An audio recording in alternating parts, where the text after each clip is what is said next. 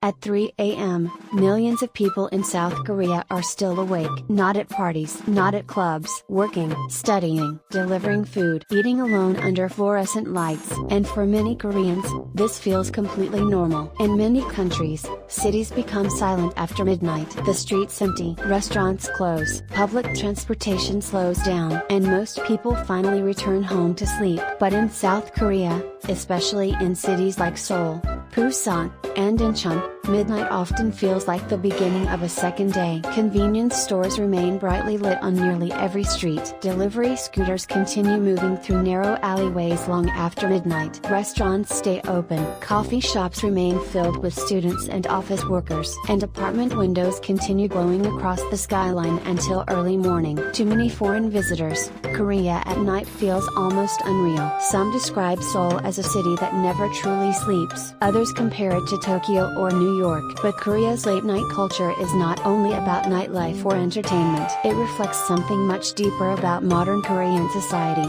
South Korea experienced one of the fastest economic transformations in modern history. Only a few generations ago, the country was recovering from war and extreme poverty. Today, it has become one of the most technologically connected and economically developed societies in the world. But rapid growth came with pressure. Long working hours became normal. Competition and education intensified. And over time, resting early slowly became less common, especially in large cities. For many students, the day does not end after school. Private academies known as hagwons often remain open late into the night. Some students return home close to midnight before continuing homework and exam preparation. For office workers, overtime culture still exists in many industries. And even after work officially ends, company dinners and social gatherings frequently continue late into the evening. For many younger Koreans, nighttime has quietly become the only personal time left in the day. After spending hours inside offices,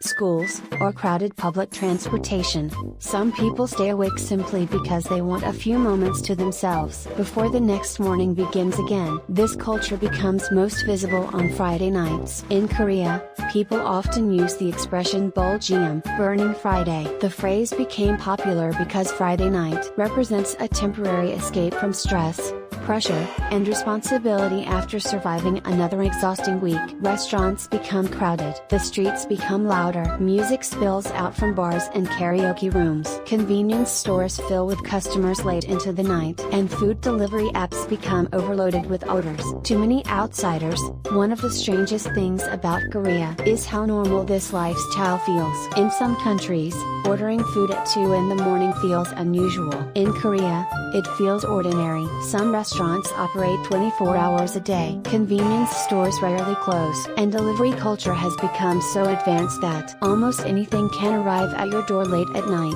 This non-stop convenience changed the meaning of nighttime life in Korea. Midnight no longer feels like the end of the day. For many people, it simply feels like another part of daily life. But beneath the bright lights and endless movement, another side of Korean nightlife quietly exists. Exhaustion. South Korea regularly ranks among countries with high stress levels and short sleep duration. Many people sleep far less than medical experts recommend. Burnout has become increasingly common among students and office workers. Mental health and loneliness are now major social discussions among younger generations. Some people are not outside because they are celebrating. Some are simply unable to sleep. Others remain awake because nighttime feels less lonely than returning home to an empty apartment. Late night convenience stores in Korea often become more than just stores. For some students, they become temporary study rooms. For exhausted office workers, they become places to quietly eat instant ramen after work. For lonely young adults,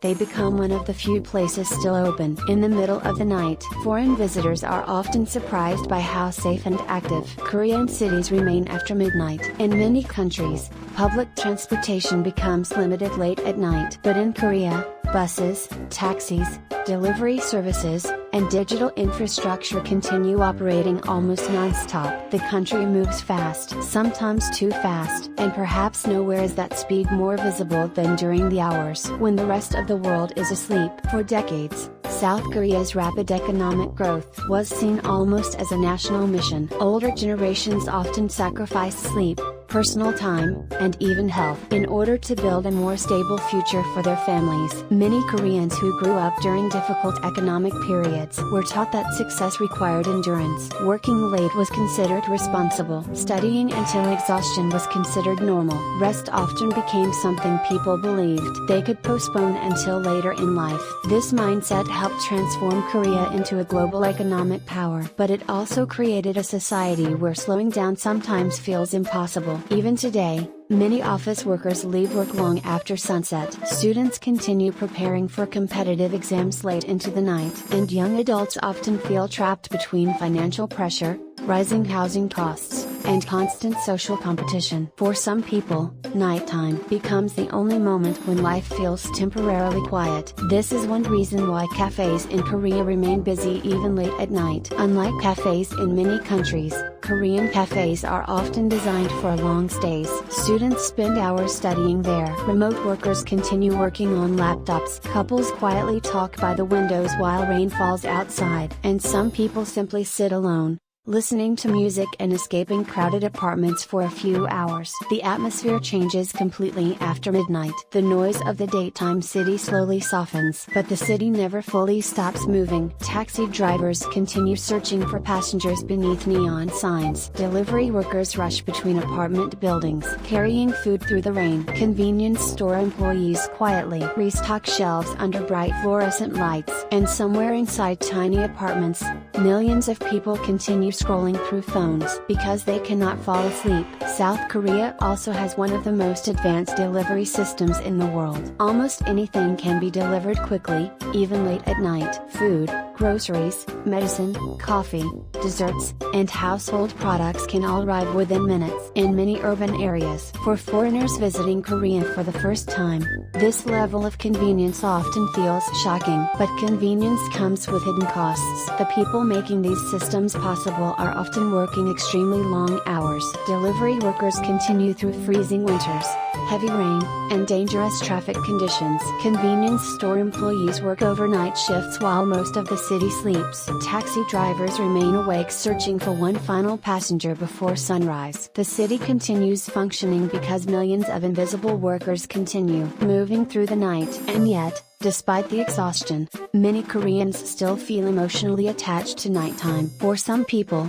nighttime feels more peaceful than daytime. The streets become calmer, the pressure of work temporarily fades, and the city reveals a quieter emotional side hidden beneath its daytime speed. Rainy nights in Seoul especially create a strange atmosphere. Neon lights reflect across wet streets. Steam rises from small restaurants. People hurry beneath umbrellas while music quietly escapes through open doors. And somewhere in the distance, the sound of traffic mixes with falling rain. To outsiders, these scenes often feel cinematic. But for many Koreans, they are simply part of ordinary life. Outside the major cities, however, Korea begins to feel completely different. In rural towns and farming villages, the night arrives much earlier. Small restaurants close early. The streets become quiet. Older residents often wake before sunrise, so daily life still follows a rhythm much closer to nature. After midnight, some rural areas become so silent that the loudest sounds are insects, distant traffic, or rain falling on rooftops. The contrast between Seoul and rural Korea reveals two very different realities existing inside the same country. One Korea moves constantly without stopping. The other still preserves traces of a slower lifestyle that existed before smartphones, delivery apps, and 24-hour culture transformed daily life. A student studying alone at 3 a.m. in Seoul. A delivery driver racing through the rain. An exhausted office worker eating ramen under fluorescent lights. A farmer already asleep in a quiet rural village hours before midnight. All of them are experiencing different versions of modern Korea. Perhaps this is why Korea at night feels so unique to many visitors. It is not simply a country that stays awake late. It is a country balancing ambition and exhaustion, speed and loneliness, convenience and pressure all at the same time. And beneath the endless lights of Seoul, millions of people continue searching for rest. In a society that rarely seems to slow down,